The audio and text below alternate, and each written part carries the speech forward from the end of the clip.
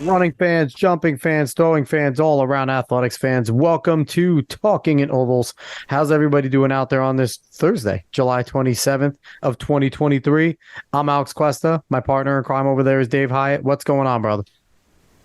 Not much, man. I am just getting a little concerned about Sha'Carri and Sydney and the injuries. Worlds are in 3 weeks or 4, and I don't know. I wanted to see them run more, and I hope that they are well and doing good. And is there anybody having a better season ever than Faith Kipyegon this year? 407? 407 for a women's mile is absolute insanity.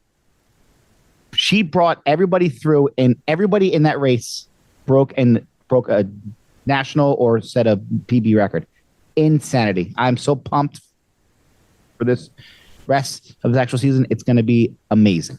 You know, between Faith Kipyegon and Jakob Ingebrigtsen, we could say we were alive for two of the greatest runners of all time. And that's without me even mentioning Sydney McLaughlin and stuff. Give me El Garouge, though, every day. We'll see. We shall see. Jakob Ingebrigtsen has a lot more to go in his career.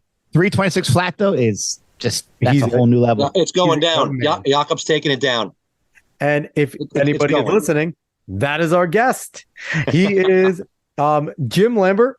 He's a veteran track and field cross-country reporter for New Jersey, and he now covers it for New Jersey MileSplit, and he wanted me to say veteran as well, but we're going to amend that and say legendary, because anyone that ever has run any sort of well in New Jersey just waits to get a write-up by him. Jim, what's going on?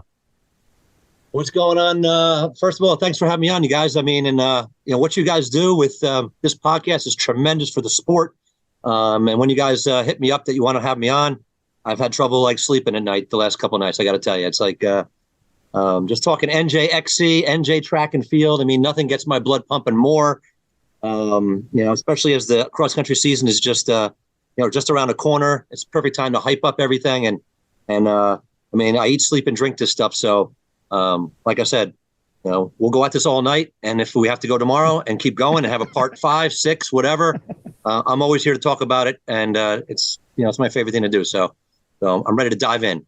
I love it. Before we get going, let me do my little shtick that I do at the beginning of usually our shows.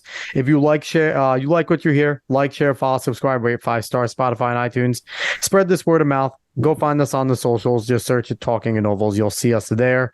And really quickly, last week's show, we had Manasquan High School head cross-country track and field coach Brian Prendergast on the show. It was just such a fun show.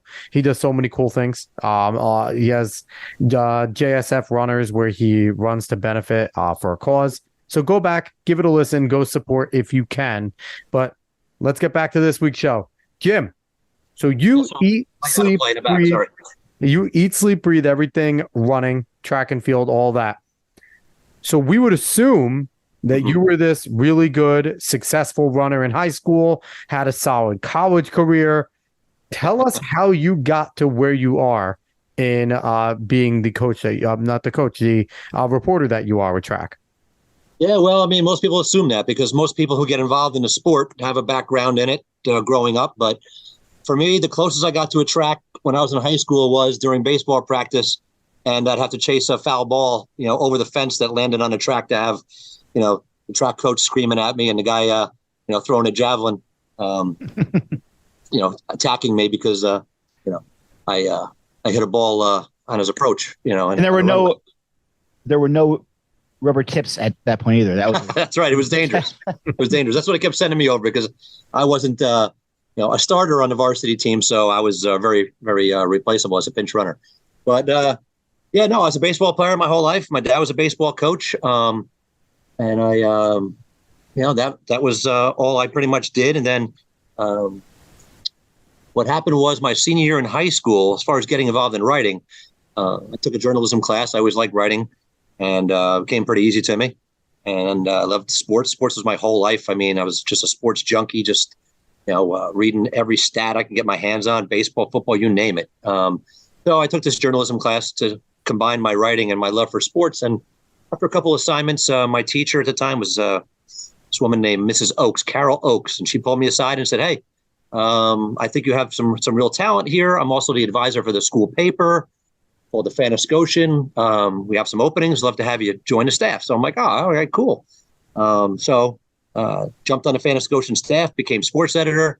Fast forward, I realized like, hey, I really love this. This is what I want to do. I knew before I graduated high school, I'm going to be a sports writer. So I graduate. I went to Scotch Plains Fanwood High, graduated, went to East Stroudsburg in Pennsylvania. Me too. I went there my freshman year and then transferred. So you were too young to be over at Teddy's Tavern with me then. No, I was not there, but Joe Koch is a great dude. Oh my gosh. Yep. Bill Koch. And when I was there, little did I know, because Morris County had their winter series. All their meets would be at. They were at ESU. Yep. Long before on the Drew. concrete track. Yep. That's right. Long before Drew had their little indoor track. Yep. The buses would come up there, and I wouldn't think anything of it, because track still wasn't on my radar. I was working for the Stroud Courier, jumped on that, became sports editor, and wrote about everything. Had knowledge of track and field. I mean, I watched it. I mean, I liked every sport. But fast forward again, graduated East Stroudsburg. I get a part-time job at the Star Ledger, and I'm part-time for a while, and I'm covering every sport possible. First thing I had to cover was ping pong. I'm covering ping pong. There was a national championship in Westfield. They sent me there. When you're a rookie and you're a greenhorn, you get sent to do everything. So one of the assignments I had was covering a cross-country meet, Warrenco Park. They used to have the old Warrenco course, which is 3.25 miles. 3.25, yep. 3.25 that course, yep. Yeah, so I finished on the track there in the stadium. Oh, yeah. And so I got a taste for that, and I covered a million other things. And the reporter at the time for the Star Ledger is, all-time legendary Ed Grant, who one of the greatest men ever. Yes. I mean, he was the internet before the internet. I mean, he is the reason why there are statistics in New Jersey track and field. And I mean, I call him the godfather of track and field. I mean, he was the guy. Like I said, I covered a lot of different sports. I was part-time.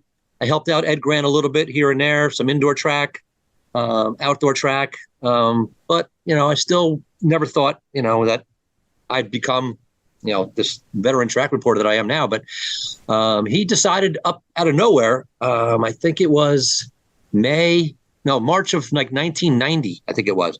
He just decided he had a conflict with an editor who changed some of his copy, and he decided that's it. I'm out of here.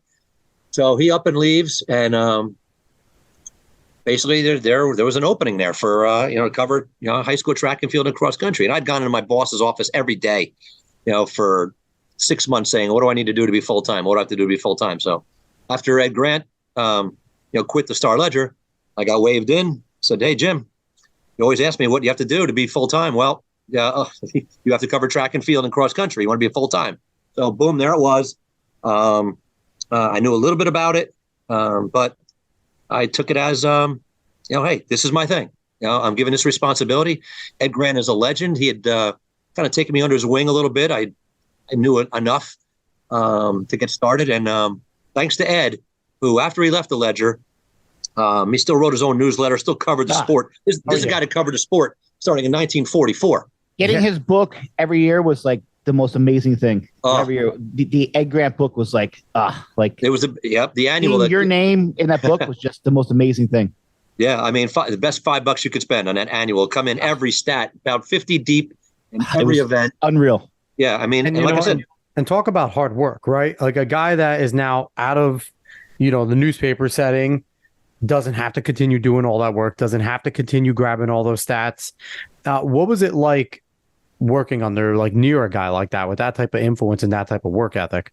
Well, I never would have had the career that I've had without him, because he could have very easily, when he moved on from the Star Ledger, continued his newsletter. He'd do announcing at meets. He would officiate at meets. He could have easily distanced himself from the Star Ledger and from helping me, but it was the complete opposite. Ed cared about the sport and the way it was going to be covered. So he took me under his wing after he left, and I would go to every meet. Based on his schedule, I would find out where Ed Grant's going to be. Where is he going to be announcing? Where is he going to be officiating? Yeah, and I was like, I am going to just go and follow his every move and just listen. just listen, because every single meet, it was a history lesson of New Jersey track and field, and learning conversions and hand times and things that I had no idea about. The different courses, what's a fast time at Homedale compared to Warrenco, compared to Garrett Mountain, compared to Ocean County Park. And I just listened. And I decided, you know what? I have a responsibility to carry this on. Ed is the historian, and I took it as a personal challenge to cover the sport, the best I could, because people had expectations. Ed Grant was covering the sport for how many years? And Star Ledger was the go-to. I mean, it was everything. Yeah. In the state. I mean, Ed Grant, getting an article about yourself in that paper was everything. It was gold, and I sensed that from the athletes when I was younger, and back then you had to wait the next day to get news. Oh yeah. I mean, it's not like it is today, and I have people tell me all the time, still to this day, how much they couldn't wait to get the Sunday paper after sectionals. Yep. It was wall to wall, it looked like a phone book. Loved it. That's the only way you knew. That's the only way you knew who qualified for groups, who finished where, who did what. I mean, it was, and just to go back to Ed real quick, he taught me how he made sure that I knew how important it was to maintain the history of the sport, and how, like you said, Dave, how important it is for every athlete to see their name in the paper, what that means. So, I took that. He said, you treat everyone like it's your son or daughter you're writing about, because it means everything to them. And so you have to treat high school athletes differently than pro athletes too. You have to write a little differently too. And he just taught me everything. And then I just became an historian of the sport. I mean, I just go to the library every day. I'd get Jack Daniels books on training. I want to know everything, and just get in the ear of the older coaches and things like that. And other reporters like Paul Schwartz from the Bergen Record. Schwartz is the best. Schwartz he's a Bergen County god. I mean, he taught me a lot. Reuben Frank in South Jersey, another legend. So those guys were involved in the sport already, and I said, if I want to do this and I want to be successful, you look around and see what's working, what are guys doing, and so I kind of followed their lead, and here I am, 30-something years later, and it's I don't want to say it's all I know, but it's in my blood. It's just it's a way of life. It's not a job; it's a way of life. One of my favorite moments ever was it was probably October or November of 1994, and my Tom Dura South team, we got up to 4th in the state in the Star Ledger, and my coach, the legendary Mr. Mark O'Leary, read us that article, and it was like the coolest thing. It was me, like Chris Greer, Steve Geiger, like we could not have been happier. It was one of the best moments I've ever had in my athletic career, was seeing my name and being ranked 4th in the state. It was unreal. And so I have to thank you for that. It was one of the best moments that I've ever had in my life. It was amazing. So thank you for that. Oh, my pleasure. I thought you were going to say that I had you underranked. It should have been 3. No. We ended up 6 in the MOC, but it was just like, that team was loaded. Greer, my gosh. I remember that like it's yesterday. Won indoor meet of champs. He won indoor, and he won the outdoor 8 too. That's right. That's right. He got the indoor outdoor double. Yeah. Well, what a hammer he was. He beat Darnell McLean in the indoor. It was crazy because it was like 4:27, which now would be like, you wouldn't even qualify past groups. No, I was looking before. I think it was yesterday. I was just looking at some past meet of champion winning times, and because I was thinking about things we might talk about today and how the sport has changed. Ooh. And I mean, Benson with no spikes and like you can't warm up, go outside. It was the whole different ball game.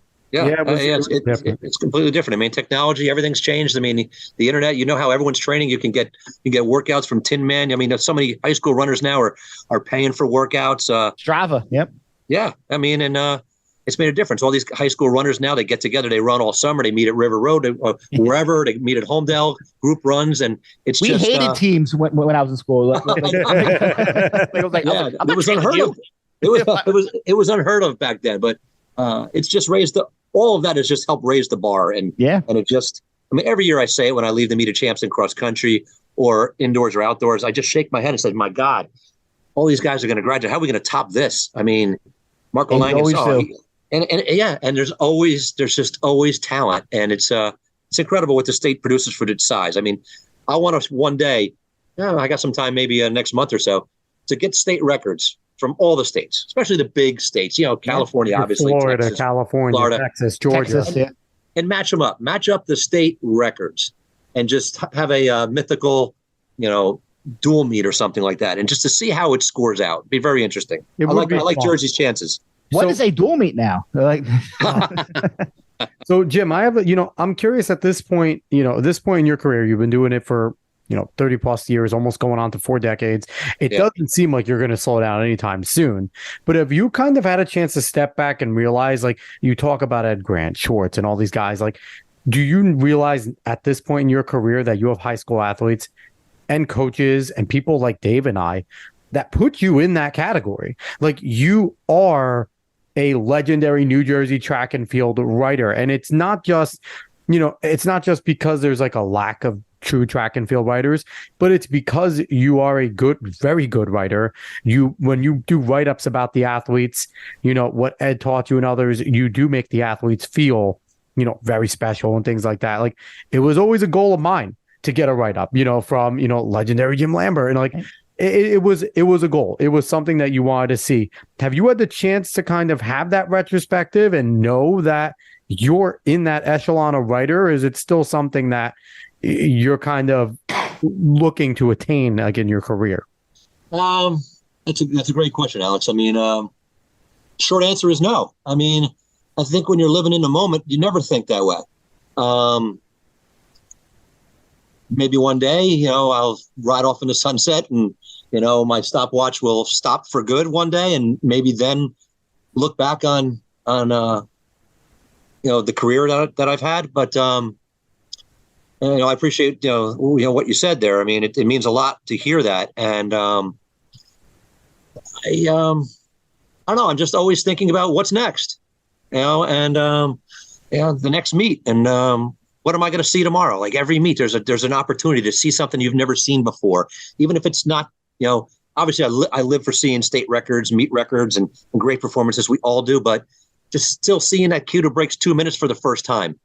The freshman breaking 5 and how excited they are to break. Yeah. Just seeing someone go nuts. Somebody breaking 20, a girl at Homedale breaks 20 for the first time. A guy's breaking 17, 16, whatever it is. That never gets old. And so that's what keeps the passion going and the motivation going. Can you guys see this on my screen? No. All right, I'm going to leave it there. It just says I just got a message saying can't download updates now. Hit for more info, but I'm not going to let that go. No, I mean, maybe one day. I mean, I've been honored a few times, which is great to know that you're being that someone out there appreciates what you do. And at moments like that, at a banquet or something like that, I'll give it some thought. Be like, wow. But it mostly just blows me away that I've been doing it for so long, because it just doesn't feel that way.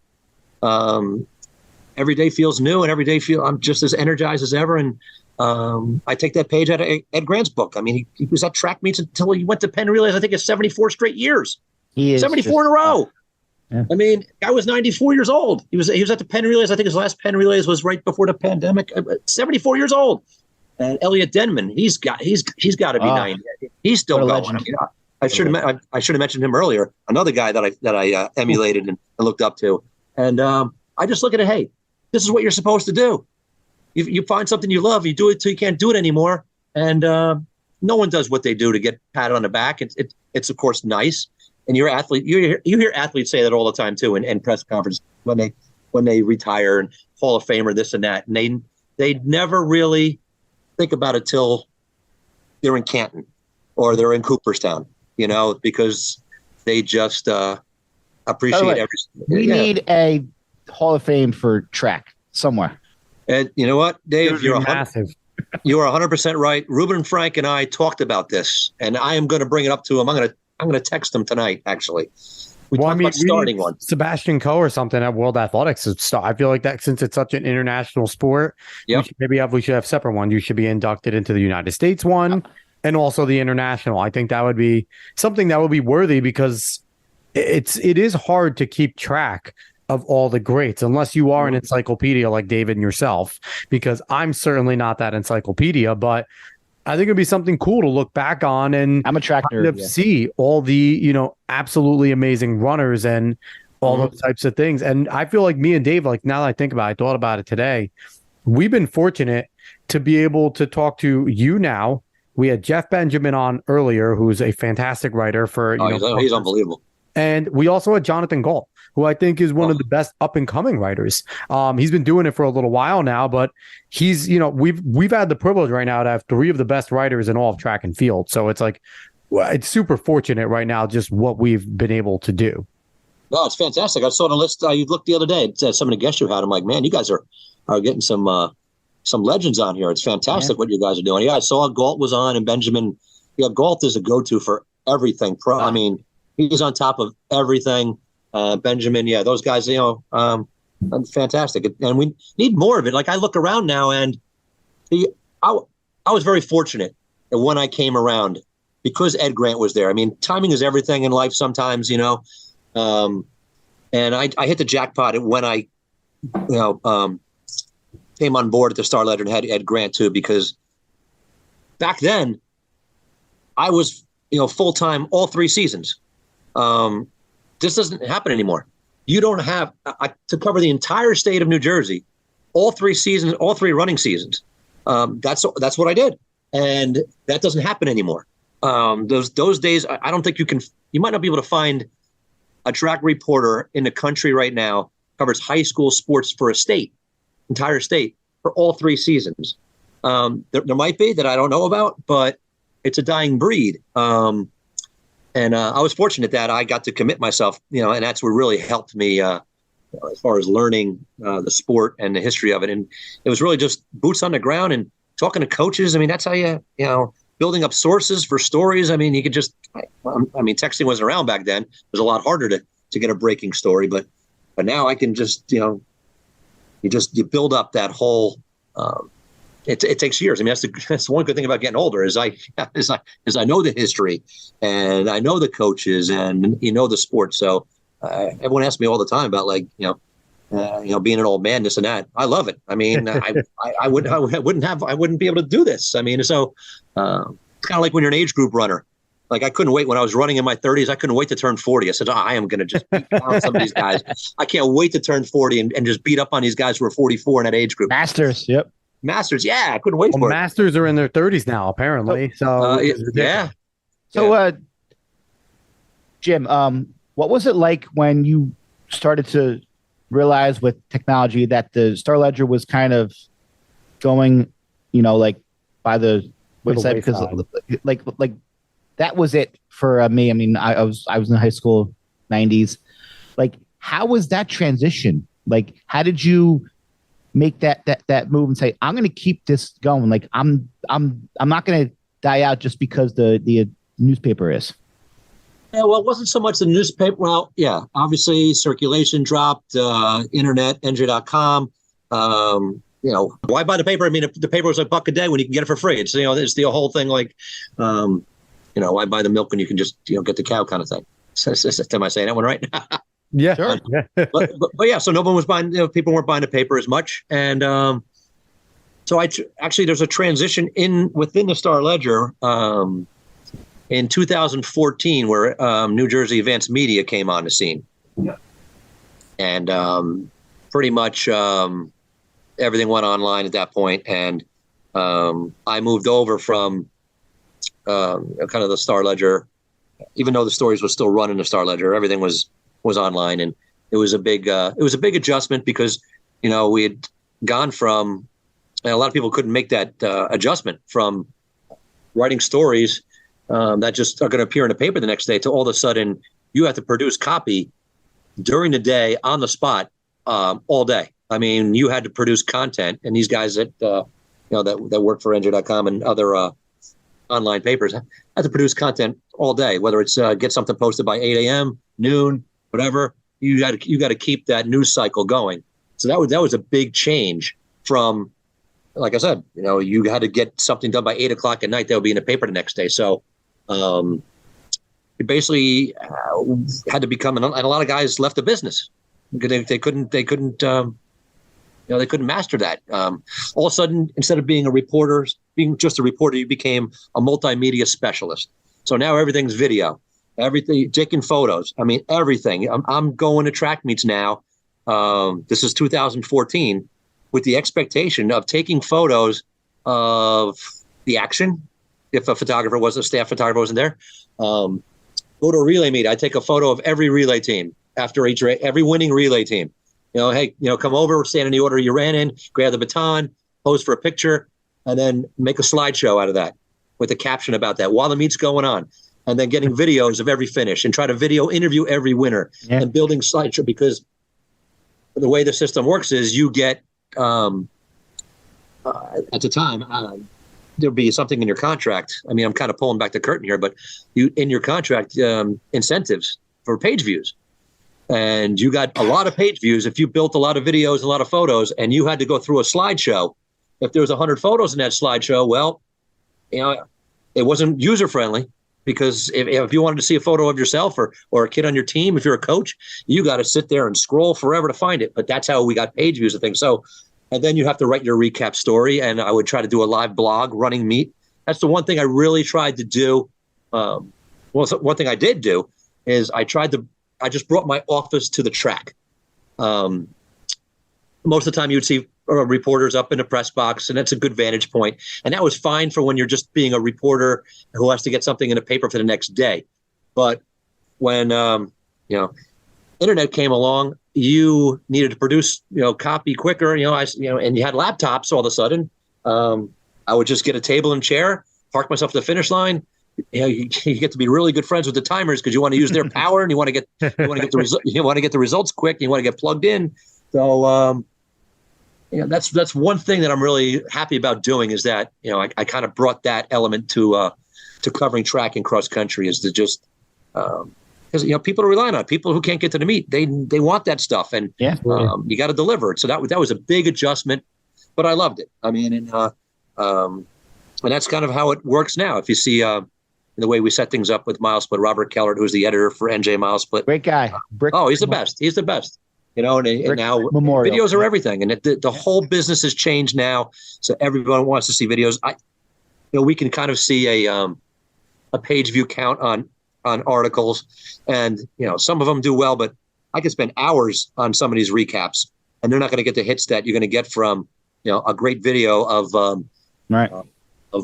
Devin Hart and Jack Stanley coming to the line together at Homedale a few years ago. Which I feel, so I was going to ask you, do you feel like the art of the actual story is gone, and people are just looking for times and results? Yeah. Because 100%. Yeah, I mean, I know the stories are being read, not as much as they used to. I mean, now with live results, live results is a game changer. It is. Listen, I'm on there all the time. the MileSplit, coaches, athletes, they live on it. And it's the breakdown of splits. You get auto splits if the time, if you have a really good timer. Yep. It's a complete game changer. And who's going to go look at the story for who ran what time when they saw it 30 seconds after they ran it? Me. So you kind of have to be creative and produce some content that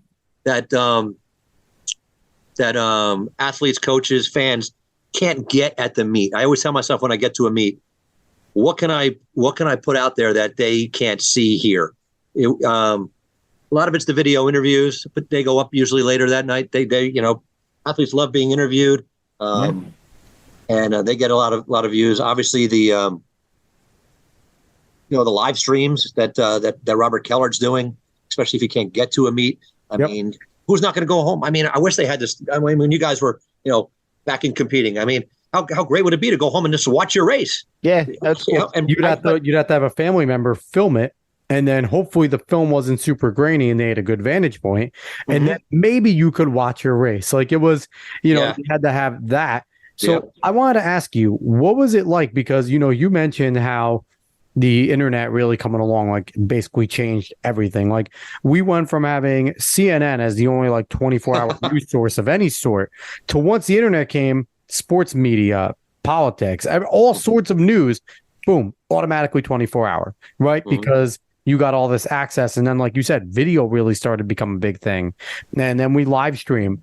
What was that transition like? You talked about like a little bit, but what was that transition like of going from, okay, I got all my notes, let me get my story together. I know I have my deadline by this time. Let me write it up to, no, I have to be writing while this meet's going, paying attention, timing, doing all the little things you have to do, which, ends up being a big product.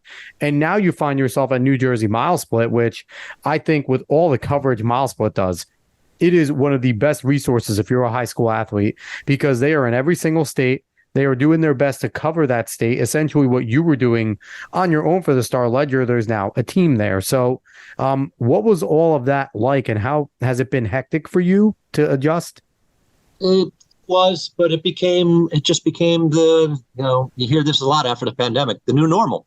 It just became, this is how I'm doing it. You have a workflow, Yep. You have a system. All of a sudden, the story I was writing, the recap story I was writing, became the least important thing that I was doing that day, which was strange. I mean, Right. We all look forward to it. yeah. So that's why I love doing the live blog. See, the live blog was great before live results. Now there's really not a need for that. I mean, I used to keep running play by play. It's 9:09 a.m. The hurdles, the hurdle crew is putting their hurdles up. First heat, Jackson's up. They got the fastest seed time, and then boom, put the winning time. The four guys, I'd get splits from all the winner, and that was kind of what I did before live results. But I would still love that. I'm not gonna lie. I would still read that. No. But Jim still does that on Twitter or yes, he does. Yeah, not as much. I mean, some meets, yes, but if it's being live streamed and there's live results, not going to get nearly the amount of eyeballs on it. Yep.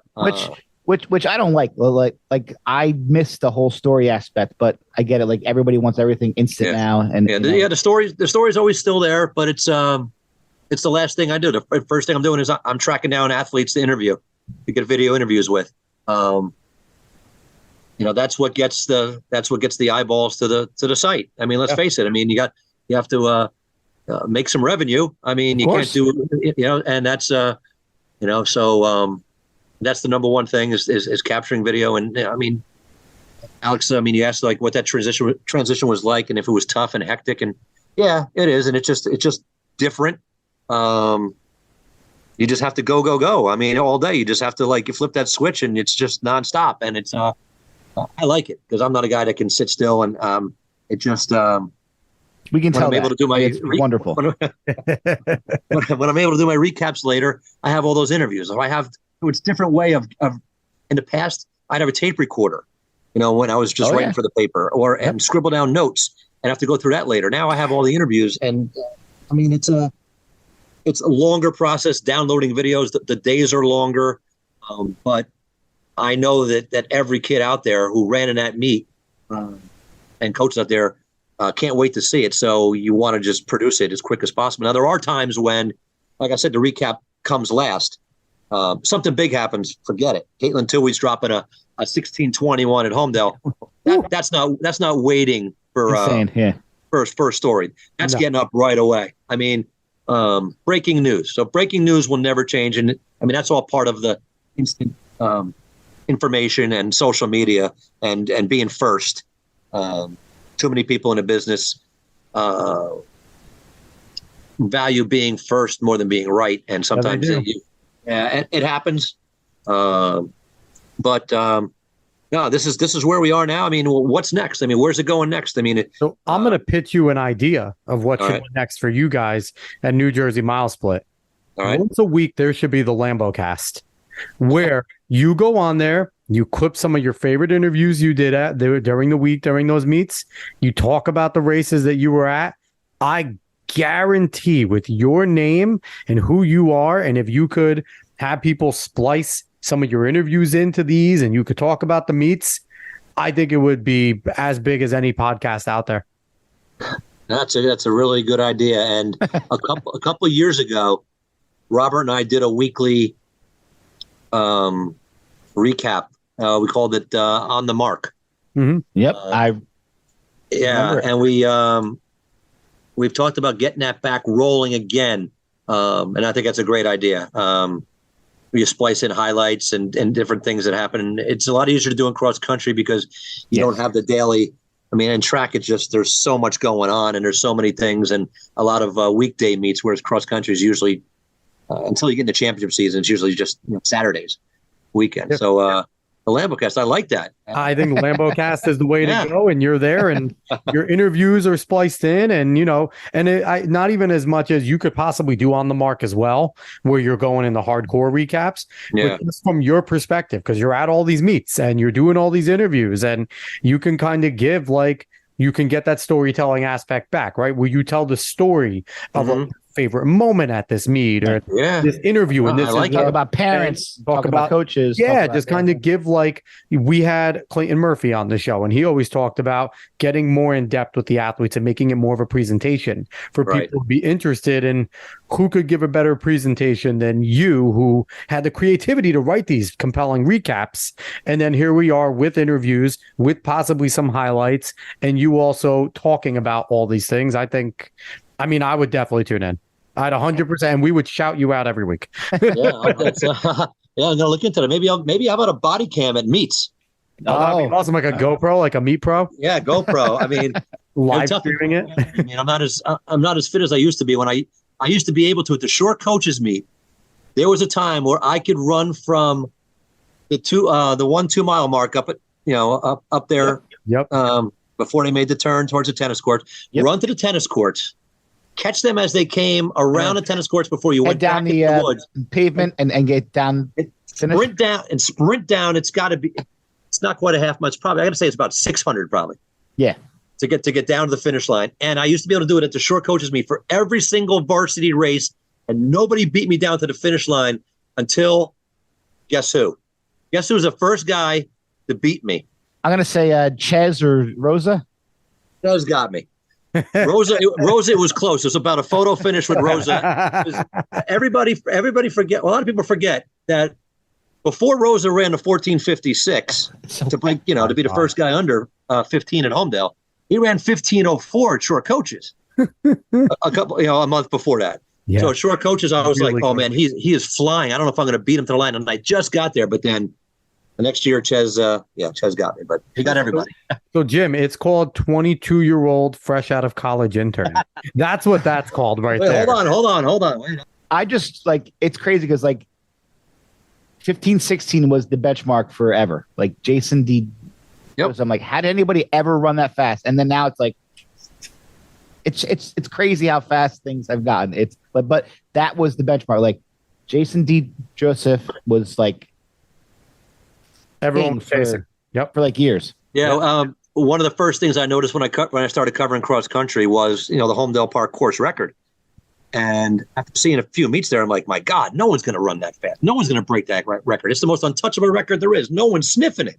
I thought so too. What's that? I said I thought the same thing. I'm like, yeah, you run 15-16. It's insanity. Yes, and then because the record was I think 31 before he ran to 16, he demolished it. Yeah. That's back in 1988. So it lasted until, Muhammad Kadrouri came close. Kadrouri, yes, I think it was 15:21. Yeah, Kadrouri was really good. Crazy. And I was thinking, wow, you know what? Maybe someone can. And then it took, Craig Forey's 2006. So you're looking at 18 years it took to break that record.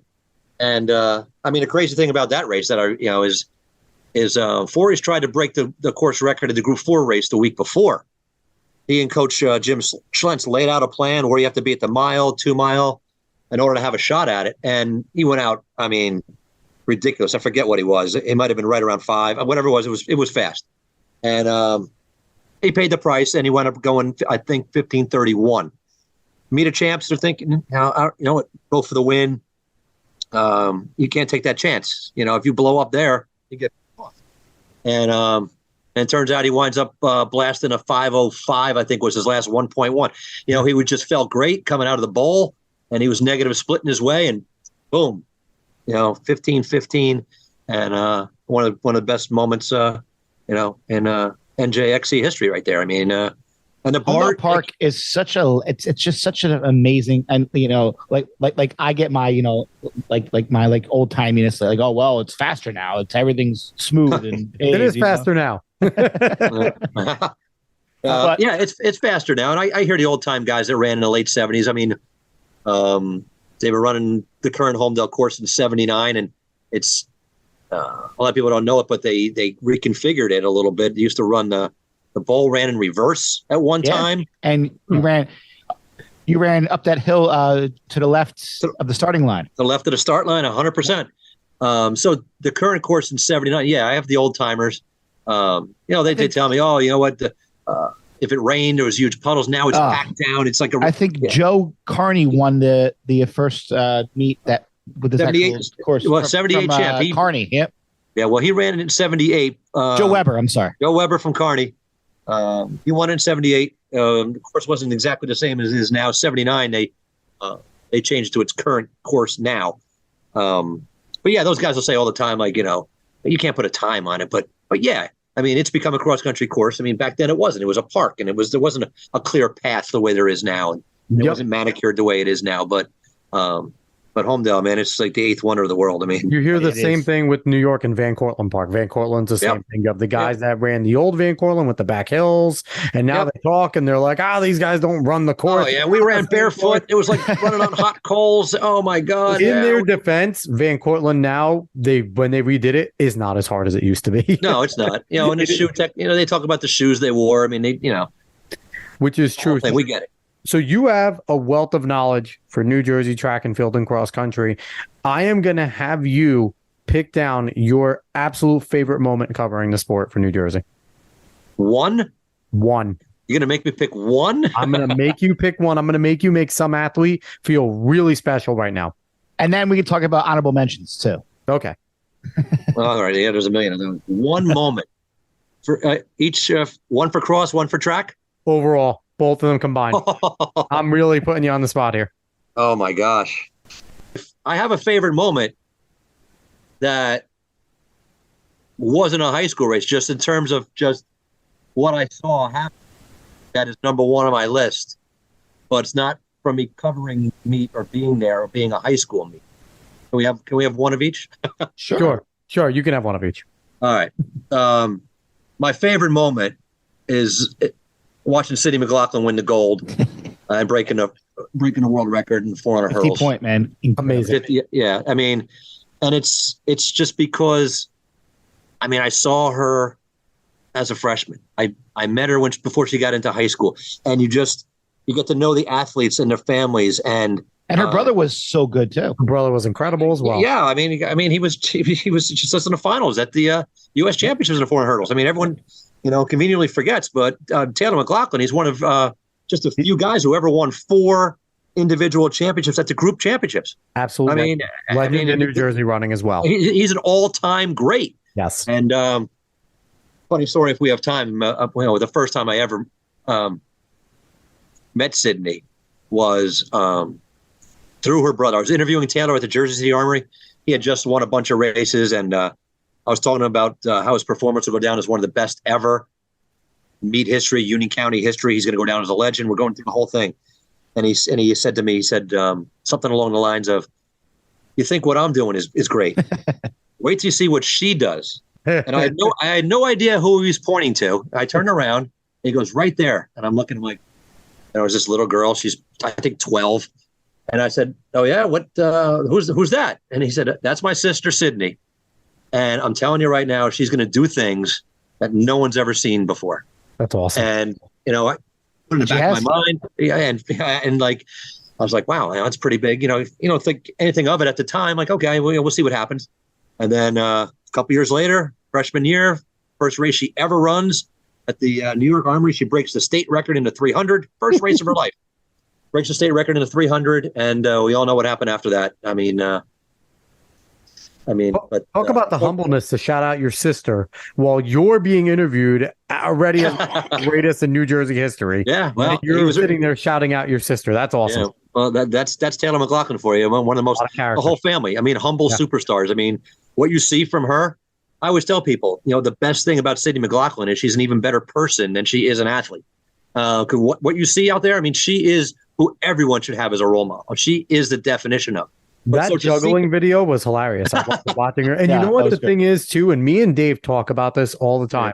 This is where United States track and field is the worst. We have Sydney McLaughlin. Not only is she the greatest 400-meter hurdler of all time, she is a good-looking young lady. And what do you do with good-looking people, especially athletes? You promote the hell out of them, right? Because that sells. You have girls like her. You have a dude like Noah Lyles, another guy, good-looking dude, amazing athlete. Where are their promotions? Where is the money being spent on them? Not just from their brands, but to put them out there and grow the sport. Like it is mind-boggling to me that there's a golden opportunity right now at United States track and field, and I feel like it's being squandered. No, you just mentioned, Lyles and Sydney. I mean, they are the faces right now. Absolutely. Right? U.S. track and field and worldwide, globally. Yeah. I mean, Sydney is out there quite a bit. I mean, you see her in a lot of Gatorade, but Gatorade commercials. New Balance. I mean, they do a good job. She's doing some other commercials and things like that outside the sport too. I mean, she's being marketed well, and rightfully so, but it's not enough. You're right. She should be on ESPN. Everywhere. They should be everywhere. Shows. She should be walking. She should be invited to the Met Gala to try on a drug. She should be out there where we see a lot of these other athletes that, if you're a great collegiate female basketball star, you're everywhere. You're invited to everything. You're doing Caitlin Clark was everywhere. Caitlin Clark and Reese. What's Reese's name? The LSU girl. Yeah, she's been everywhere. Reese. Yeah, Angel Reese. She's been. She's now on sports. She just did a swimsuit thing. Like throughout a first pitch. Exactly. And Sydney McLaughlin should be doing all these things and more. But maybe she doesn't want to, though. I don't know. Maybe that's a good point. I mean, she has thrown out first pitches at games. She's gone back to Kentucky, and I mean, she makes a lot of appearances. But I mean, we could go on, and I see, I'm sure you guys follow Michael Johnson on Twitter. Yeah, love him. Great follow. Yes. Even the ideas I disagree with, I appreciate the fact that he's putting them out there. Yeah, I mean, exactly. And he's talking about what can be done to make the sport to pack the stands. I mean, you saw Hayward Field. Mm-hmm. The amount of money it costs to go out there. I mean, we could do a whole nother segment on moving the meat around and how much it costs to go out there, and what can be done to. Are there other places though that can have that meat? That's the big question. I mean, that's the problem here in the States is like you go over to Europe. There's a million stadiums. There's not any track only. That's true. I mean, Icon Stadium is obviously a fantastic venue, but it's tough getting in and out of there. I mean, who's parking there? And then it's an arm and a leg to get to Icon. Honestly. Right. I mean, Franklin Field. Obviously, that's a great venue. I saw something on social media about that not long ago about the configuration of the track. How they're with the inside lanes and so I mean. And it's difficult with colleges. Like you can't keep holding it at colleges, and that's some of our biggest venues in the United States. But you're right. Like Dave mentioned, we need some track only facilities because that would make it, it would make it more comfortable for the athletes. It would make it more comfortable for the fans. Mm-hmm. You could do a little more things like we talk about Diamond League, and we've had some athletes that have competed there, and they said it's a party. It is a festival at Diamond League meets. It is not just go and watch people run or throw or jump. There are things to do. There's events. It's Penn Relay's experience where you go there and it's just a great time is all of these Diamond League meets, and that's what we need with pros. Yeah, 100% right. I mean, there's a way to do it, and it's going to take someone who much higher pay grade and have sport than myself. I mean, there has to be a way to do it, and that's why I like the conversation. I mean, Michael Johnson and a lot of other retired athletes. And RG3 are doing I mean, even guys like I was going to say like RG3 who is now does football, but he was a big time track guy, and he talks about it and he tweets about it, and like we need more people like that to just keep blasting out there. Like these athletes are the best in the world, and they need to be paid. And like we don't, like a Clayton Murphy, and like he has to run so many meets every year just to make his just to make ends meet. It's crazy. Oh yeah. I mean, you got these guys who are running ridiculous times who can't get sponsored. Eric Holt. Eric Holt, the lightning bolt. I mean, man, what does that guy have to do? We had him on. Like he's won like his last like 3 or 4 meets, and I just tweeted that. I'm like, how does this guy not have sponsor? He just ran a 3:30. Last race he ran, he beat 5 or 6 guys who were sponsored, big names. Yeah. Yup, and you see it all down there. You see all the Brooks Beast. You see all this, and Yep. you wonder where Eric Holt gets it. And it just popped into my head another way that it would help. Our big time athletes need to rub elbows with some of the others in the other sports, because you see that crossover a lot of the times. You see football players talking to basketball players talking to. We need our Aaron Judge and Stanton just walked Drake out to his concert. Yes, we need and a guy like Noah Lyles, Kenny Bednarik, who Kung Fu Kenny has such a great personality. Yeah, guys like these need to be rubbing elbows with your, Kevin Durant's, with your guy, like your big time athletes, where they're giving them shout outs. That would certainly help the sport to be like, hey, that's my dog. Go watch him compete. That's a great point, because it just made me think the other day when Messi made his debut. Yeah. Oh my God, it was everywhere. Who didn't shout it out? Who didn't? Yeah, LeBron. LeBron. It was him and LeBron. Every celebrity, every athlete, they want a piece of Messi. Right. That should happen. You're right. By the way, I hope that LeBron's son, Bronny, is doing well, and that's a very scary thing. So I just want to get and it's a reality with all athletes, especially sprinters and runners, because we do have the naturally enlarged hearts that just comes with the training that happens. And, unfortunately, we've seen that in some marathon racers and things like that, where they do have just acute cardiac arrest in the middle of races. So Ryan Shea. Yeah.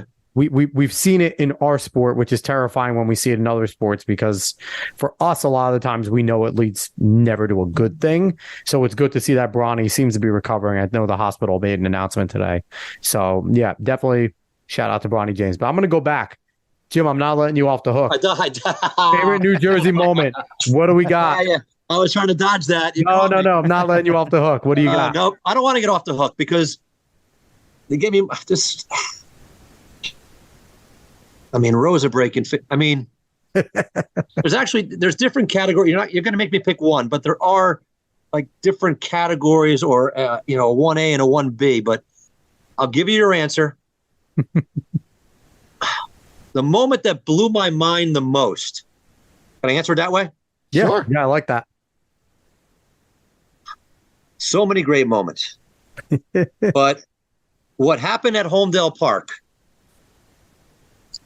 in 2012, Superstorm Sandy hit. Yep. A lot of people got displaced. Power out. It was one of the worst times. The East Coast. It was late October. It was one of the worst times that we've ever gone through in Jersey to East Coast, the whole thing. Yep. And what Tom Heath and CBA did at the Meet of Champions, when the Meet of Champions got moved. Yep. Because of Superstorm Sandy, they had to move everything back. The group meet ran the day of the Meet of Champs. The Meet of Champs got moved to Wednesday of the following week, which was 3 days before Nike Northeast Regionals. He wrote an amazing article on this whole story. It was amazing. It's probably my favorite story, and it's because it's the moment that blows my mind the most. To line up 5 JV guys. Now, they held out their entire starting 5. Their number 6 guy, Sandy Liberatore, he ran. He joked to Jordan McCaffrey, CBA's obviously his current coach, was the Homedale coach at the time. And I know. And he told me a funny story. I used to race against Sean when I was young. Yeah. Animal. Great guy. And Homedale had a great team that year in 2012, and Sean thought he might be able to pick them off because he knew Heath was going to hold out his guys. And McCaffrey told me a funny story that when they got to the park, he walked his team from Homedale High School to the park, and Heath's team was getting off the bus. And McCaffrey said to him, "Hey, you're running Sandy," and Heath's response was, "I can do math." He knew he had to at least have him in the lineup to pull it off. And he takes 5 JV guys, throws them in the lineup, and they beat the best teams in the state and win the Meet of Champs. It's just mind-blowing. Could you imagine? I wrote this in the story then. Could you imagine sitting your entire starting 5 at the Tournament of Champions in New Jersey basketball final? You sit your starting 5 and you go out and beat Roseville Catholic and win the Tournament of Champions? Wild. That's what it was. Yeah. You know? Mind blowing. And a great stat that came out of that was Blaze Farrow was a freshman then. And obviously we know what he went on to do great things. NAU legend. And, yep. He's a Jersey legend. He's a college legend. I mean, he got 2 or 3 national championships with Northern Arizona. Yep. But he that was the first. He's the only guy ever to score in 4 meet a champion winning teams. Wow. That's what started it. That meet started it. There's been other guys who've been on CBA's team. Hoffman, Bill Hoffman, I think. There might be another one who took the line for the team that won 4 times. But he's the only one that scored all 4 years. And incredible. But that is the most blown away I've ever been by something. And that's saying a lot because I've seen a lot. Yeah. So, Jim, all right. Yeah, go ahead. One more question. Your favorite individual moment that you have witnessed with your own eyes? Yeah. I mean, I was thinking when Alex raised the question, one of the thoughts I had was a moment so many. Yeah, but that's why I said there's like a 1 and 1A to some of these things in a different category. And we tweeted about this the other day. You guys threw it at me. The wildest moment, the 3200 being chaotic moment. Yes. Thunder Rosa. Are you kidding me? What happened? They were going to run so fast too. What happened at Lombardi Field? Old Bridge, right? In Old Bridge, that day is one of the top moments in New Jersey track and field history for all the wrong reasons. I mean, it should have been remembered for the greatest 3200 ever run. Why'd they even start the actual event? Well, that's the whole thing. I mean, this is 2011 meter champs. They actually moved that meet. It used to be on a Wednesday all the time. I forget what happened. They wanted more time between meets after the group meet, whatever it was, that ran on a Thursday. And the big issue was the race shouldn't have started. I mean, in my book, he's a 2800 meter champion winner because world record holder. Like Liam Murphy a couple years ago indoors at Ocean Breeze. He's the 1400. Yep. No, it's but that debacle. They would have run. I mean, they might have broke 8:40 that day. They were rolling. Oh well, I got it pretty much figured out that he was at 7:38 at the bell. My God. I'll fight anybody in the world who tells me he wasn't going to go a sub 62. Yeah. He's probably going to go 60 or 60. Yeah. He was going to go in the 8:30s. He was building up. And his brother was also rolling too. Oh, he was going to go 40s. Jeremy Elkheim was in that race, who a lot of people forget beat Rosa the year before at South Plainfield with 300 meters to go. He just hit the gas and boom. And broke the meet record and beat Rosa in that race. He was in that race in 3rd place. And Morgan Pearson, we talk about a loaded race. Morgan Pearson went on to become an Olympian in a triathlon. I mean, and have a heck of a career, in college. He's the guy that came back for the rerun on Monday. I remember that day. And the greatest ever. The Roses didn't go because they were running Nats, right? Well, here's what happened. The Saturday after the meet of champs was Dream Mile. They went and ran a Dream Mile at Icon Stadium. Mm-hmm. Then the rerun of that race was on Monday, and they had nationals the next weekend. So there was no way meet of champs was not going to happen for the Roses. But shout out to Morgan Pearson because he had the greatest quote of all time after he won a rerun. I remember asking him point blank if he feels like I don't know how I phrased it. I try to be delicate with it because I don't want to ruin a moment for him. The guy won a race. It's not his fault what happened. Correct. But I asked him kind of how he felt about the fact that the fastest runners weren't here.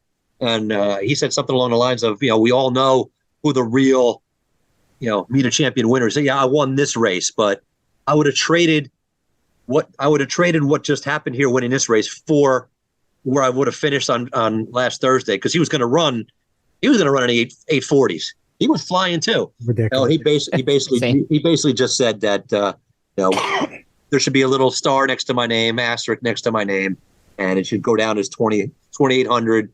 Meet a champion winner, Joe Rosa, because he's a deserving winner. And shout out to Pearson. Talking about a guy who just told it like it was.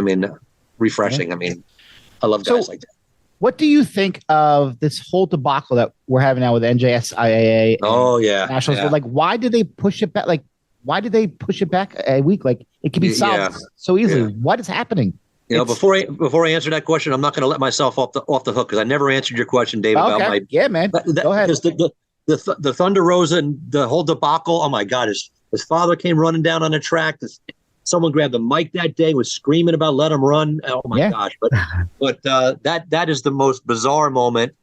But for one moment that blew my mind, I know I mentioned CBA as being the biggest mind-blowing moment, but the one single athlete performance, and man, oh man, if people are going to say, how do you not pick Sydney? How do you not pick Ajay Wilson? Because it is your list, and you pick what you want. Man, there's two. Can I go boy girl? Yeah, sure. Go for it. We'll let you off the hook. Go for it. Man, I know there's going to be. People are going to think that I'm going to say, Cheserek and or Rosa or something. I'm going with interestingly enough, the day that the rerun took place at the 2000 Meet of Champions in Old Bridge, there was several events that weren't finished. One of the other events that was not finished that day got moved to Monday. It was the boys shot put. Nick in the boys shot put, his last competition of his career, Nick Vina from Morristown, monster, who had won every Meet of Champion title in the shot. He was 4 for 4. He was 7 for 7 as far as indoor, outdoor, winning a shot to Meet of Champions. And here he is going in a circle for the last time. He had already clinched his 8th total Meet of Champ title, 4 indoor, 4 outdoor in the shot. He got 1 in the discus too, so he finished his career with 9. He already had a 1. Bunch of throws over 70. Crazy. Everyone's clapping. He's got it locked up. Gets in his squat. Gets ready at the back of the circle. Gets it tucked in. It's that lefty spin all ready to go. Place is going wild, and Nick launches a bomb. The place, everyone's mouth is open. Where's it going to land? How far is it going to go? Boom! It comes down. They get the steel tape measure out because after they pull the first tape, they come up with 75, 10 and a quarter on his last throw of his high school career. The place goes wild. Would have been better if it was on Thursday because not as many people came back, but the shot put area was still packed. The Ryan Krauser of New Jersey. Yeah, absolutely. And that throw by Nick, one of my favorite stats of all time. Nick's final throw of his high school career, like I said, 75, 10 and a quarter. Last throw ever in high school. That was the 96th time he threw the shot 70 feet or further in his high school career. 50 feet is a hell of a throw in high school. You know how many guys who have who else has thrown 70 feet in probably in Jersey? Maybe one of the Giorgios, maybe, but I don't think they didn't hit it. I think they were like 68. Glenn and Kevin were like 68 feet. No, 69. Kevin got close, like 69, 10. Raheem Days hit it. Raheem Days from Princeton got over 70. Talk about throws program there. They have such a great throws program.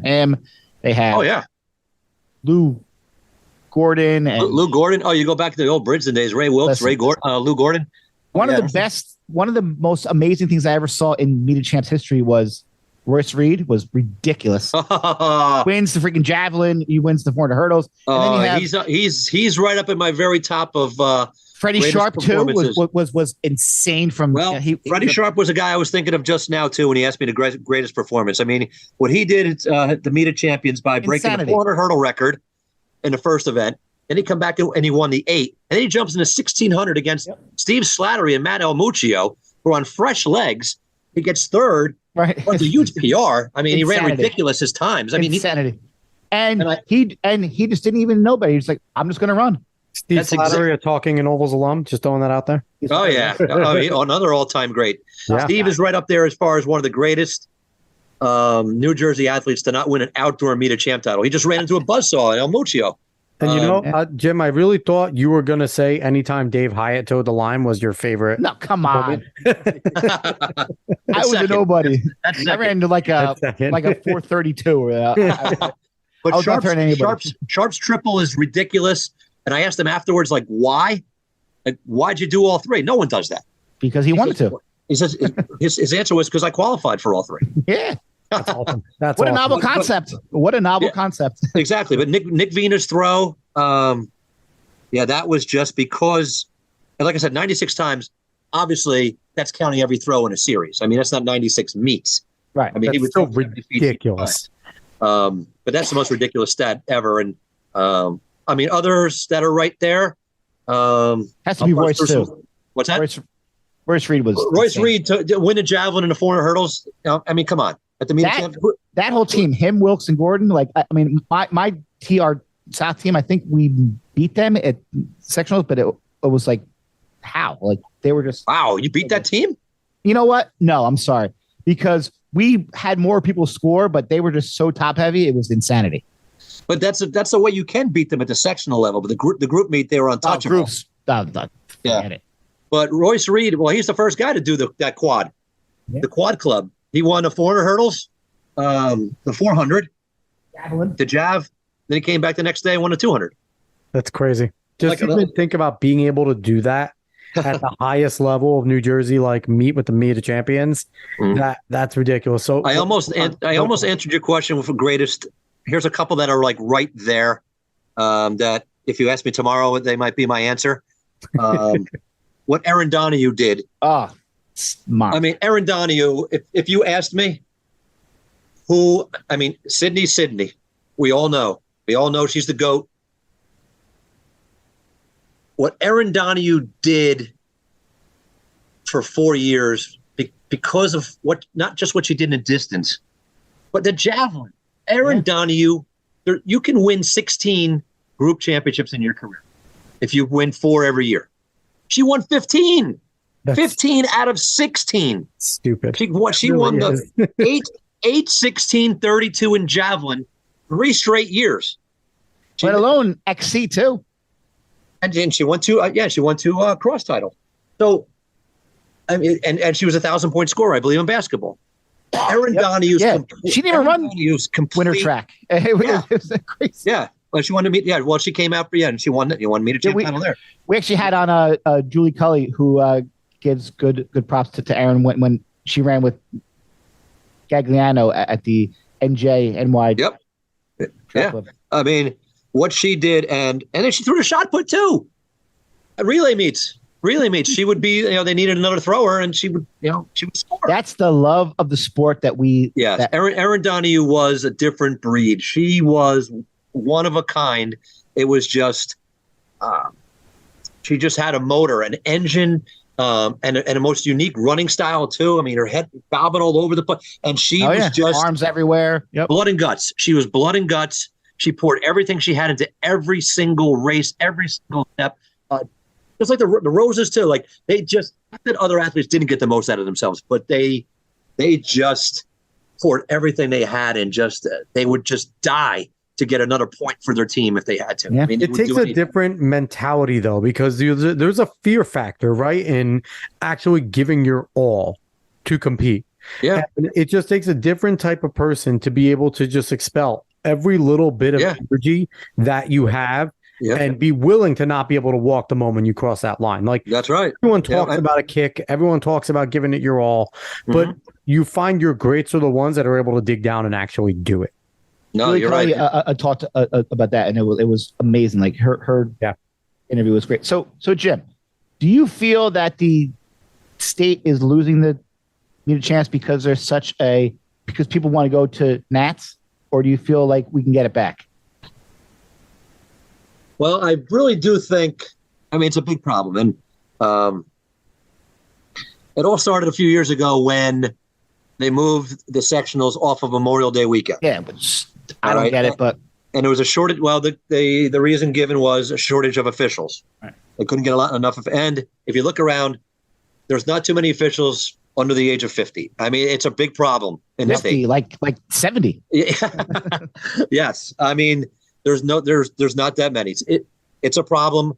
Al Stumpf, who's the track and field tournament director for the NJSA, gave me the stats. They lost a ton of officials over the last few years. So they moved the meet because of that to the following weekend.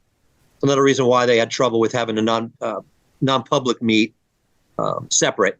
Right, because they don't even have a sectional, right? The non-publics, it's just groups and then. Oh, well, I'm sorry. Yeah, I meant to say on the group level. The group level, they combined. This year they're combined with the other groups at once at the sites. I'm talking about the sites. Right. Yep. So they that's something I know that the track coaches want to have changed. There's many things that need to be changed, but the number one thing is the conflict between meet champs and nationals.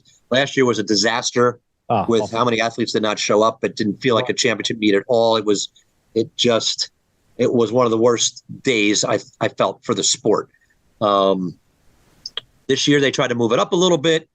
It's still conflicted, especially when we had the air issue and meet got moved and athletes had to choose. And not as many skipped the meet, but enough to cast a cloud over the meet. So having groups as a one-day meet was so hard. Groups. What's that? I said having groups as a one-day meet was just tough. Oh, it was ridiculous. They cut out the amount of throws and everything, and finals on time and things like that. And there were no jump finals. It was like, all right, just jump 3 times. Yep. It took away from the performances. It just hurdles too. Yeah, it left a bad taste in everyone's mouth. Now, the solution is going back to having sectional Memorial Day weekend, but officials are still a problem. So, talking to Al Stumpf, he knows it's a big problem. He wants to fix it. He takes a lot of shots from a lot of people, and I get it. His hands are tied. We'd love to have Al on the show. If Al ever wants to come on, if you listen, we'd love to have you on. Yeah. You know what, Al? I don't want to speak for him, but I'm sure that he doesn't mind me sharing some things that he and I discussed, which was he doesn't want this conflict. No one does, right? No. So I think we're looking at the possibility of moving up the sectional meet for the week before Memorial Day weekend. Before that, and then you have that weekend off, Memorial Day weekend off. Is that the weekend of the short conference, which has also become? Well, there's going to have to be a lot of shuffling around amongst conferences and county meets. But the short conference has also become a farce too. When I was in school, like that was the meet, like Ocean County. But now it's like no one goes now. So. Yes, that definitely is another issue. But yeah, there's going to have to be some rescheduling, but it can be done. Of course, the coaches want this, and I know they do. We've had many of them on this show. We're like, what are we doing? Complaining about it. Yeah. I mean, nobody liked the way it was. So I am sure that the coaches can get together and make it work for their counties and conferences in order to get this, like I said, the sectionals to be the week before Memorial Day weekend, groups the weekend after, where it always was, and then meet a champs. If you want to go back to you want to go Wednesday, midweek, then you have 10 days. 10 days, yep. Till nationals. So it then was always special having it on that Wednesday too. And especially if you were an athlete that was competing there and you got to leave school a little early because, and then you were walking out and people knew it became a big deal. I know in Manchester, if we had any athletes going to meet a champs, there would be an announcement on their way out. So-and-so is on their way to go and compete at the New Jersey Meet of Champions. They'll be running this race. We had Sonia Sullivan. Sonia Sullivan's one of the most prolific hurdlers and women that we've had. And just the pride. Ian Hahn too. Ian Hahn was incredible. Mason Jones taking third in the triple, and that being his quote unquote third sport. Even though Mason was incredible. He had long jump champ was from Manchester. Long jumps champ, and then we have Bella Tomiato, who'll be back next year in the long and triple. Like Manchester, we have a lot of pride in our Manchester track and field. We have an incredible history, but just like that Wednesday meet was special because you knew that if you were going there, at least Manchester, and I feel like a lot of schools probably do this, are going to make a big deal about it. Oh, no doubt about it. I mean, I didn't have a problem when they moved it to the Saturday because it didn't conflict with nationals. Was like the next week, and the idea behind it too was to get bigger crowds on a Saturday. I mean, let's face it. But even if you still stayed on Saturday, you'd still have one whole week. Still have a week. So that can be worked out whenever you want that meet to be. Yeah. The point being, there's no more conflicts anymore. If you have bad air quality coming from wildfires next year, you can move the group meet. We'll still have a 2-day meet, and you still have plenty of time to the meet of champs. If the meet of champs has to get moved, you have built-in rain dates and there's some wiggle room. There's wiggle room big time. And then everyone's going to go back to the way it was. They're going to run the meet of champs. It's going to be the meet it should be, showcasing our best athletes, being the best meet of the year. And then everyone goes off to nationals. Because there's so many states who don't have a meet of champs. Like they end at like the groups. So like there's just something special about that meet. Like no, there is. I mean, New York ends at groups. That's it. It's a special meet, and like it needs to have its place. I just feel like we're losing it, and I don't like it. Yeah, and that was, I think, the biggest complaint of the coaches this past year. There didn't seem to be a plan B for any of this, and I think that was the problem. They packed it so tight that the plan B was basically, it was unacceptable. In the past 2 years, with, we're all New Jersey track people. We love New Jersey track. It has been unacceptable. The result of what we've seen, like this past year, I think the athletes made a concerted effort to make meet of champs feel like meet of champs, and they did. There were some incredible performances. But the year before, it was just another meet. It was just another invite. There was nothing special. And not to take away from those meet of champions 2 years ago, but it just didn't. You talked about it. You said it wasn't a great day for the sport because it didn't feel like it. And I think the coaches, their biggest complaint was it didn't seem like there's been a plan B over the last few years. If something minor went wrong and they couldn't do something, it was just basically like, well, this is what you're doing. Deal with it. Sorry, guys. We don't care. It really seemed like they just did not care about the coaches, the athletes, and the people competing. No, you're 100% because 100% right. Because last year we had a year to fix it, so it wouldn't happen again. Yep.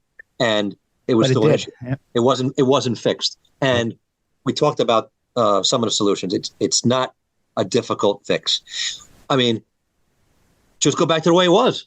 Yeah. Nobody wanted it to change. It was great for so many years. Why change it? Yeah. And like I said, the reason was obviously the officials. Okay, if that's a problem, then which I said, stinks. Well, New Jersey has been angling away from these tournament of champion type things. They took it away from basketball. They've seemed to have been on a warpath to get rid of these. And it seems like Meet of Champs is one of the last ones really standing because of its like special nature. But, Jim, just from your experience and seeing the way that it's been, how long does Meet of Champs have, successful or not? Losing to Meet of Champions in cross country, indoors and outdoors would be the worst thing that could ever happen. 1,000%. Agreed. To the sport. And you won't find anybody really in the community that disagrees. Losing in the other sports, when that happened, there was a big concern that we're going to lose it in cross country last. Yeah, there was. It seemed headed there. Yeah. And even the way now that like everyone qualifies is like I feel like it takes away from the smaller schools. Yeah, I mean a lot of things changed, and thankfully the Meet of Champs went off.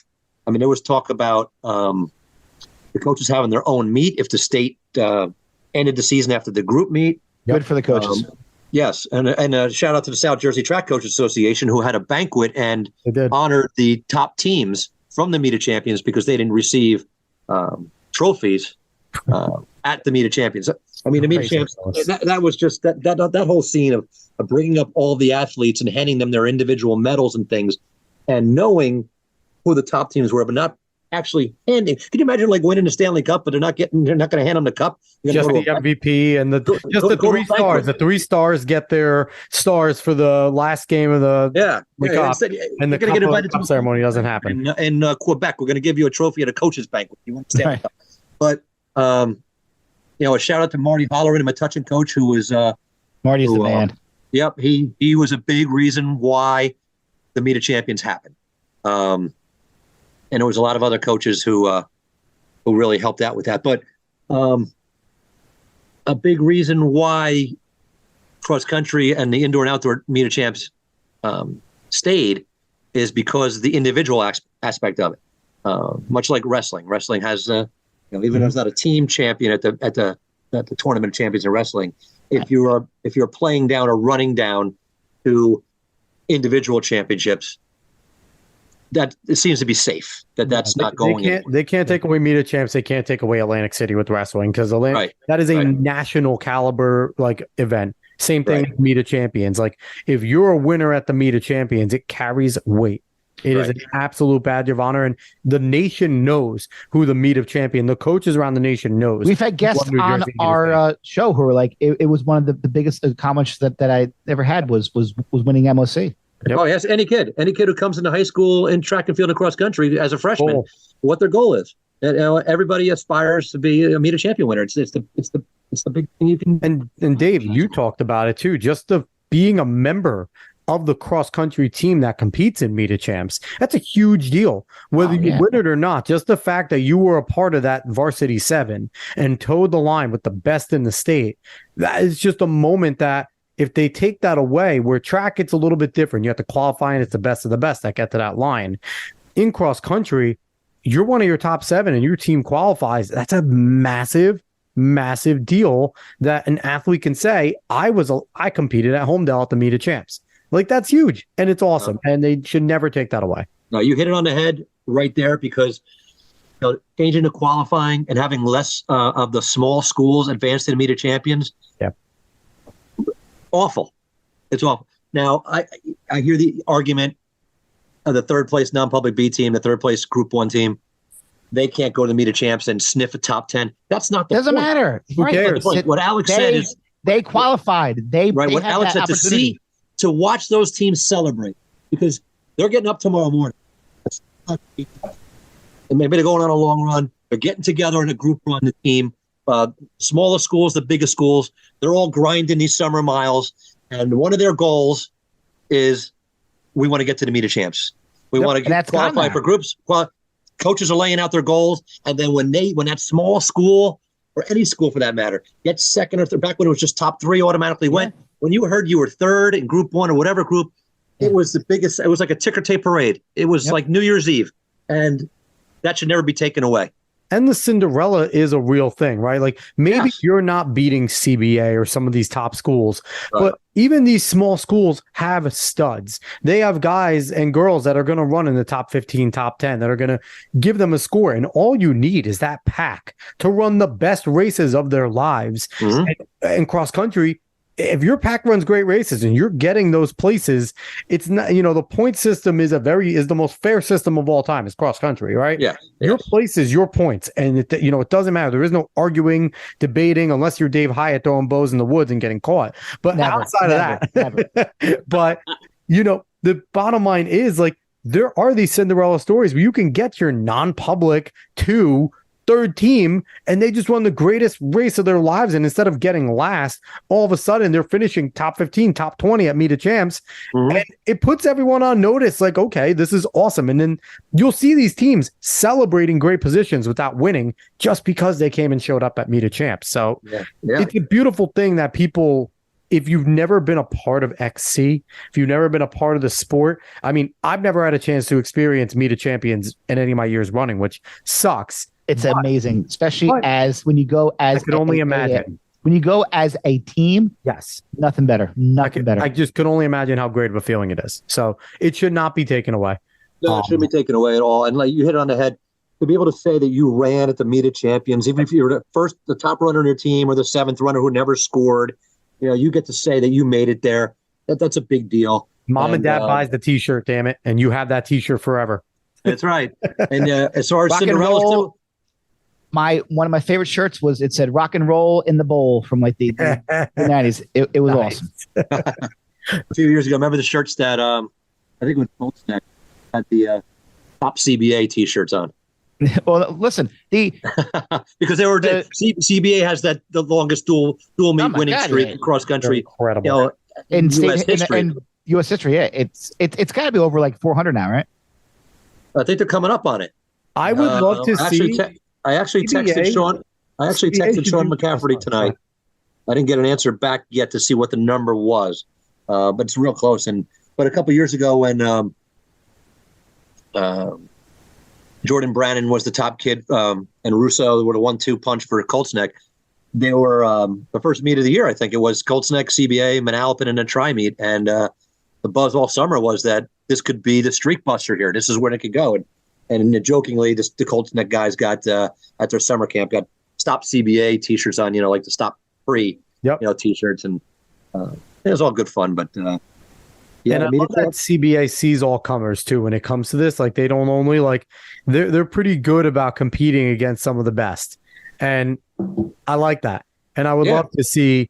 I like to see that where, our streak is legit because we seek out some of the other top teams from last year. Well, so, but right. It's also hard now because the whole dual meet thing is kind of going by the wayside. So. How I feel about dual meets going by the wayside. I love that they're going away. Too many races. I think we need more of them. Yeah, that's a good hot topic. A lot of hot takes there. Oh yeah. Hey, getting back to what Alex said to or maybe it was Dave about Cinderella's. We can give Dave the credit. I said it, but Dave can have it. I will take it. I'm trying to hook him up. Alex said it. Cinderella teams. I mean, it's happened where it's just going to hit me when you said that. That there was the year that Haddonfield won the Meet of Champions. This is going back a ways when Chris Platt was their top runner. Like a Platt and Dietz and all those guys. Yep, and they had one of the top runners was a kid who moved. I think he moved from New Hampshire. Skip Stiles was his name. Skippy Styles was awesome. Yeah. Yes, he was fantastic. Well, he in the Group 2 meet, something happened. He got sick around the tennis courts, whatever. He didn't finish. So they didn't win the race. Homedale actually won that. And, Styles got healthy that week. They came back the next week. They won Meet of Champs. Now, if you change qualifying around where it's just winners, or I don't know if they probably finished second that year, would have made it anyway. But you could have situations like that where, he sick, he missed the meet. It happens, whatever. That's just like another scenario that could happen. We just can't lose the Meet of Champs no matter what it takes. And there was talk years back about moving it from home. You can't move it out of home. No, it doesn't count anymore. It's not the Meet of Champs. There's no other course to take it to. Listen, it doesn't count. There was nothing better than being from Tom's River and running in South Jersey and going on there and running flat and then maybe losing your sectional, but knowing that I put in the work and we went to Homedale Park once a week and seeing those same teams from South Jersey come and run on the actual hills and be like, we got you now. How do you like that? Yep. So last thing I want to ask you, because, we can go on all night. Yeah. Since you are a New Jersey running encyclopedia, what do we have to look forward to in New Jersey running and cross country this year? Give us some names and people that running fans in Jersey may not know about yet that they should be looking out for. Well, names they don't know about. There's a freshman coming in this year who has just incredible PRs already. Her name is Paige Shepard. She's going to be a freshman at Union Catholic. And I never like Union to put Catholic's getting all of them, man. They are rolling. They're going to come in they won Meet of Champs last year without their number one runner. She got hurt the week before, and they're probably going to be stronger this year. I think the course record average 18:01 that Voorhees set way back in 2000. I think it's toast. I think it's gone. I think there's no chance that holds up if this Union Catholic team stays healthy and driven the way they are. But Paige Shepard, to just throw out her profile real quick. I mean, she's someone in 8th grade who ran 2:07 and change, 4:48, 10:40. I mean, I don't like to put too much pressure on freshmen coming in. Sounds like like Brianna Jokowitz was from. Yeah. She was an age group star. I mean, we've seen them before. I mean, Donahue came in as a big age group star. This girl's got the right mentality. She's the whole package. I mean, she's got unlimited potential. And like I said, I don't want to put it out there that she's going to win this, win that, run this, run that. But she's one of the best freshmen coming in that we've ever seen. But you know what, though? She also probably puts on herself. She's going to Union Catholic. She knows the expectation. So I don't think she's going to be a stranger to having that type of pressure, especially coming off of her middle school career that she just. I still love our past guest, Emma. Yep. Emma Zawatsky. Fantastic. No, Emma's fantastic. But I mean, amazing girl, too. Yeah, oh, she's fantastic across the board. Just a great person, a great competitor, and just talk about someone who has a love for the sport and a passion for the sport. Nobody loves it more and puts more into it. And she's just the all-round, all-American kid. Emma Zawatsky. I mean, she comes back as defending champ. I mean, you mentioned names people might not know about, but yeah, Paige Shepard will be the talk. Will be a big buzz around the state all season long, and good for her. Good.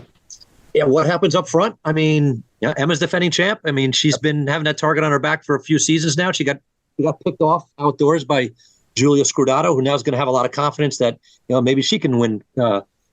Be the queen of Homedale Park, and Peyton Hollis, another Union Catholic runner.